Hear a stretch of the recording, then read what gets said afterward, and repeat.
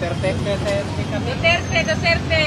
Kay Duterte. Naninira lang to. Naninira. Duterte. Sino? Yan. Naninira So, kay Duterte pa rin kami.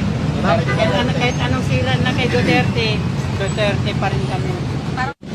Kanino ka mas nagtitiwala sa mga Marcos o Duterte?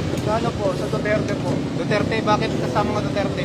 Kasi po yung sa war on drugs po parang na komportable po ako sa war on drugs po. Ni Duterte. Opo. Ang Pilipino, kanino ka mas nagtitiwala sa mga Marcos o Duterte?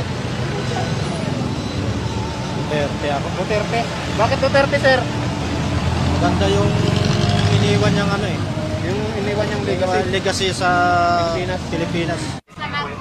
Sa Duterte. Duterte, bakit Duterte, ma'am? Kasi tingnan mo nung siyang presidente, nawala yung mga drugs.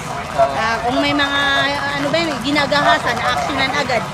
Tingnan mo si Bungan, anong nangyari? Bumalik yung mga